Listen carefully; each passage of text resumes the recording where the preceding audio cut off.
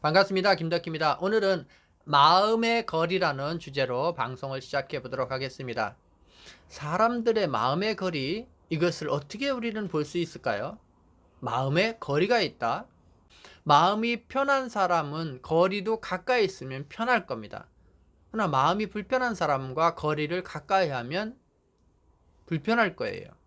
당연한 이야기 같지만은 이 마음의 거리가 물리적인 거리에도 영향을 끼친다라는 거죠. 그럼 우리가 가장 가까운 거리는 어떤 거리일까요? 그 거리는 부모와 자식 간의 거리입니다. 이 거리는 보통 20cm 정도 가까이 있어도 편안하다는 거죠. 그래서 그 가까운 거리를 유지하면서 생활해도 무관하다. 그 다음에 친한 친구와의 거리는 보통 46cm입니다. 그 다음에 직장인이나 사회생활을 하는 사람들의 거리는 1m 20cm입니다. 이러한 마음의 거리는 김혜난 작가님의 마음의 거리란 책에서 설명해 놨습니다. 그래서 사람은 이 적당한 거리를 유지하지 못함으로써 상처받고 이것을 깨트림으로써 어려움을 겪는다는 거죠. 다시 말하면 이 적당한 거리를 유지함으로써, 여기 마음의 거리입니다. 자기를 지키고 상처받지 않는다는 거죠. 이 적당한 거리는 무관심이 아니라 서로를 존중하고 자아를 형성하게 하는 아주 좋은 거리라고 이 책은 어필해 놨습니다.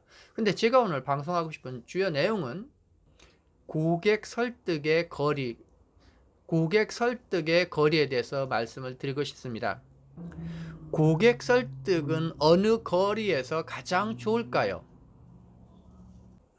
앞서 말씀드렸지만 가족과 나는 20cm, 그 다음에 친구는 46cm, 직장은 120cm라고 말씀드렸습니다만은, 그러면 고객의 관계는 어떤 것이 설득력이 가장 좋을까라는 거예요.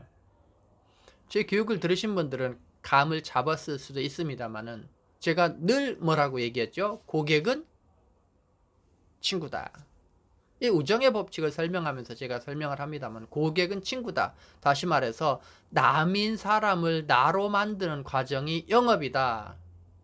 그래서 여러분은 남인 사람을 친구를 만들고 친구인 사람을 가족으로 만드는 과정이 관계가 되고 영업이 돼야 된다.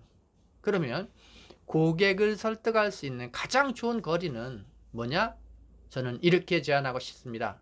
20cm와 46cm 안에서 왔다 갔다 하라는 거예요. 왔다 갔다 하라는 거예요. 그래서 제가 교육할 때 이 얘기를 합니다. 후광효과라고. 그래서 말의 중요한 포인트를 얘기할 때는 46cm에서 20cm 쪽으로 갔다가 왔다가 하는 거죠. 자, 이 방송에서 한번 실험해 볼까요? 자, 안녕하세요. 안녕하세요.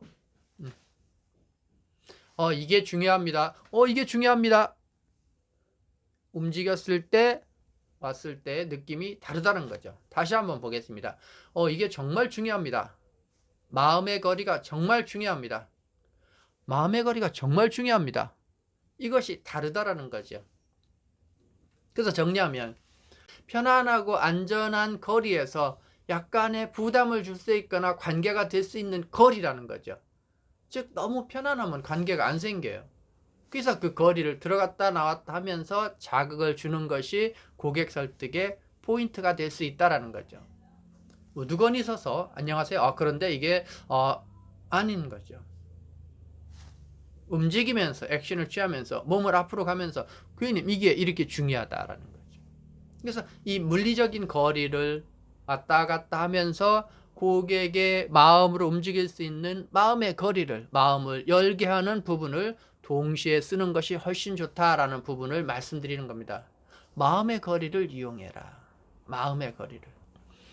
자, 오늘 이 마음의 거리 동영상도 여러분이 실질적으로 몸에 습관화해서 여러분이 일상에서 쓸 수 있도록 하시기 바랍니다. 어떻게 보면 이 마음의 거리는 열정을 표현하는 방법이기도 하기 때문에 그렇습니다. 그래서 움직이는 부분, 말을 할 때마다 몸이 움직여라. 말을 할 때마다 몸이 움직여라. 사람은 몸에 의해 설득이 된다. 사람은 마음의 거리, 물리적인 거리의 변화에 따라서 고객의 마음을 열 수 있는 도구가 된다라는 것을 여러분이 유념하시고 활용하시기 바랍니다. 오늘은 여기까지입니다. 키움TV의 김덕희였습니다. 감사합니다.